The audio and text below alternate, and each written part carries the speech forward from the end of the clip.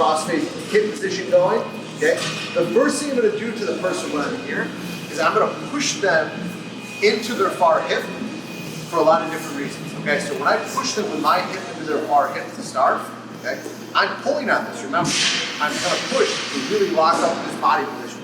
So when I do this, it really starts to jam them up. Now listen, if the person tries to sit to their hip from here, that's fine. I can easily walk to the front of their head because they're not gonna be able to sit the way they want and use the cross-face and easily walk to the front of their head without much difficulty, bypass their crappy half guard attempt, and that's no problem at all.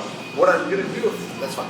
What I'm gonna do when I do this is I'm pushing them there to make life a lot easier. So when I push here, okay, the person can't really sit effectively away from me. So what am I gonna get when I push into them? From that, what's the reaction I'm gonna get? Are you asking? Yeah, they're gonna push in. I'm just waiting for anyone to answer. This is always roll open. to their side. Yeah, exactly. They're not going to roll to their side. They're going to push into me. They're going to always look for that push here. They're going to try to push back into me. When they push back into me, that's a perfect time to really drop my shoulder into the crossface and start to pull their hip down towards the mat, towards me. Then I can start looking to make over-unders. Then I can start looking to make connections to their arm. Then I can start to step over. I can start making all the connections. But more important than anything, if you guys get them here, you don't have to start making over-unders.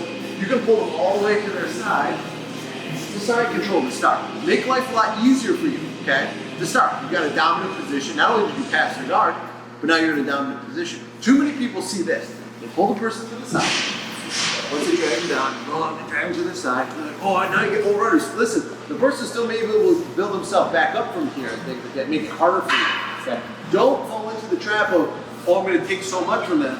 Just keep pulling them towards you and take side control to start.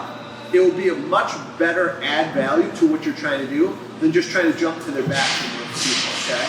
Because if I try to pull them this direction, one of two things will happen. I'll get this position, I'll be able to dominate this position. Or what else will happen? They'll pull away in the other direction and you'll get their back. Bingo. That's exactly what we're looking for. And I love that answer because that means Anthony's thinking about what's going to happen next and starting problem solving. I love that. These are the answers I'm looking for from you guys, okay? You're going to start creating these situations where you can see the options for yourself. And that's what you're looking for, okay? Both things are going to be good for you. Both things are going to be good. They're going to give you good opportunities. So does that make sense, everybody? So once you get side to them, I'm going to push into their hip with my hip, into their far hip that I'm controlling to elicit them pushing back into me. So when I pull them to the mat, I'm clearing enough space to dump them to the mat, and I don't have to connect my hands. I keep moving myself out of the way, dragging them all the way to side control, where the person can then try to turn away from me, and then I can work on taking it back. You guys can work on both of those options. Does that make sense?